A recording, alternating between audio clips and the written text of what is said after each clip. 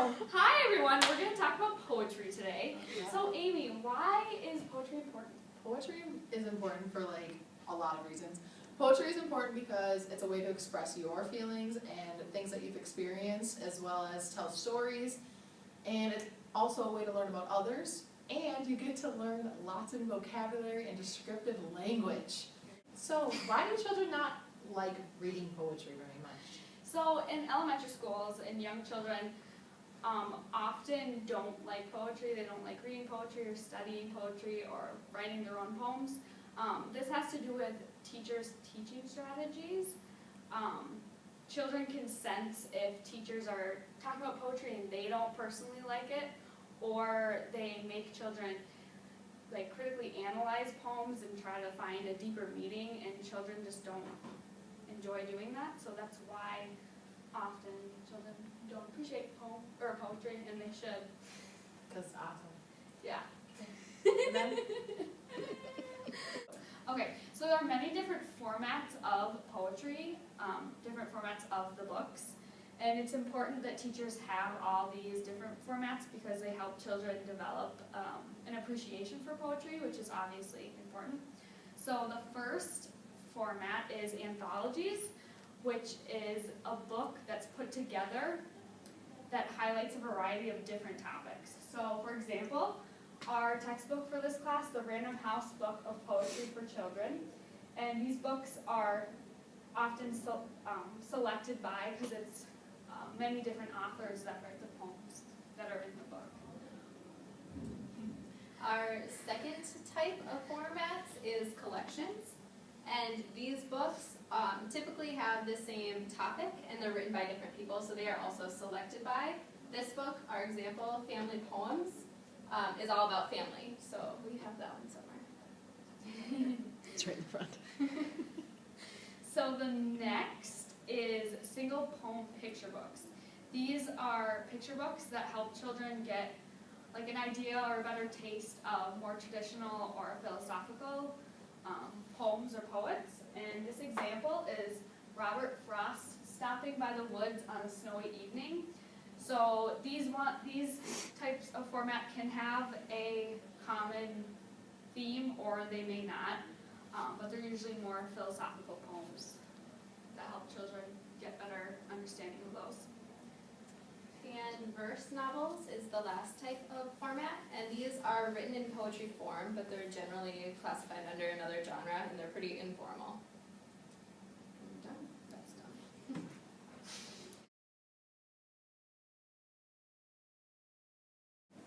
Okay.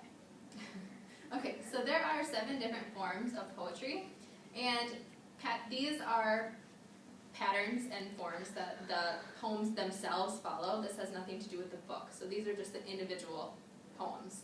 So what's the first type? the first type is a narrative poem. And a narrative poem is a poem that children can relate to because it is like a story, and children enjoy stories. And they make more sense than most poems that can kind of go wherever they like to go. This one is called Snowflake. A fragile winter butterfly flutters from the sky, so soft and yet her heart is cold and made of ice. But if I warm it, she will melt and die. And it's by Elaine George. The next one we have is... The next one we have is a lyric poem, and this is more song-like. It captures feelings and emotions, and it just helps the kids relate because they're more appealing to hear. So for this one, we have How to Tell the Top of a Hill by John Kerardi, and it goes, the top of a hill is not until the bottom is below, and you have to stop when you reach the top, for there's no more up to go. To make it plain, let me explain the one most reason why you have to stop when you reach the top is the next step is sky. Next we have a limerick poem. And a limerick poem is a humorous poem, and it's similar to the poems that we read in class, like the You Read to Me, I Read to You poems. This one is called Isles of Smiles by Douglas Florian. A young man from Kalamazoo reached a great height of 40'2". With his head in a cloud, the thunder is quite loud, but he certainly savors the view. And haiku is our next type. And these ones are least appealing to children, mostly because we make them write them in school. but they have 17 syllables in each, 5 syllables on the top and bottom lines, and 7 in the middle. This one is Liquid Little Stones, written by Ricky L. Paulson. Liquid little stones, skipping and skittering free on shared umbrellas. The next one is a free verse poem. Now this one can kind of be whatever you'd like to talk about. It doesn't have to rhyme. Sometimes it does though. And it's usually like abstract type poem, and it can kind of go wherever the author wants it to. And this one is unknown, you know the author. It goes potato chips, crunchy, crispy, love. Potato chips, yellow, bright, kindness. Fill my belly, sweetness, with your salty goodness. So this one is reversos, and these ones are pretty cool. You can read them from the top or the bottom.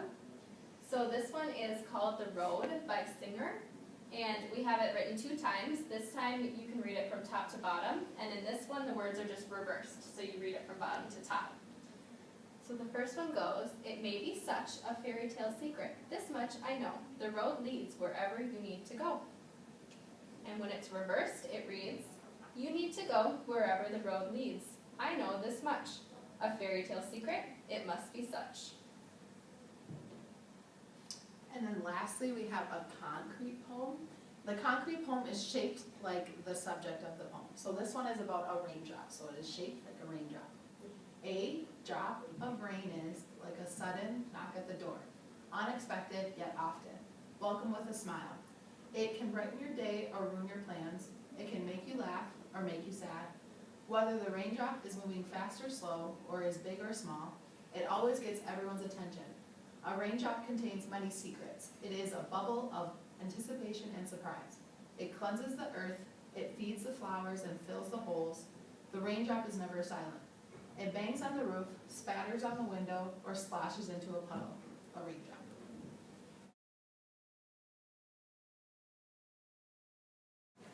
Okay, while we're reading this book, we want you to think about what type of format this book would fall under. So we're going to read How Did Dinosaurs Say Goodnight by Jane Yolen and Mark Teague. Leave this in there. What is it? Mark Teague. I can't spell. I can't. I'm really shaky now. Okay. So you can take that out. Okay. How does a dinosaur say goodnight when Papa comes in to turn off the light? Does a dinosaur slam his tail and pout? Does he throw his teddy bear all about? Does a dinosaur stomp his feet on the floor and shout, I want to hear one more?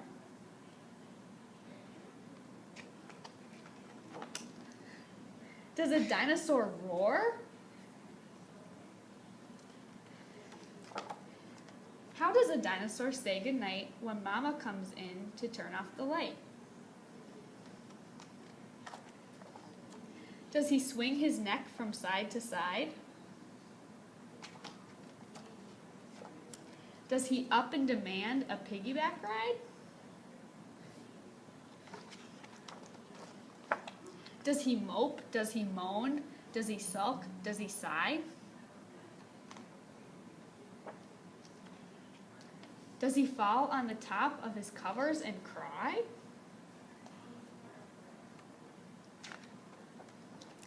No, dinosaurs don't. They don't even try. They give a big kiss. They turn out the light. They tuck in their tails. They whisper, good night. They give a big hug, then give one kiss more. Good night, little dinosaur.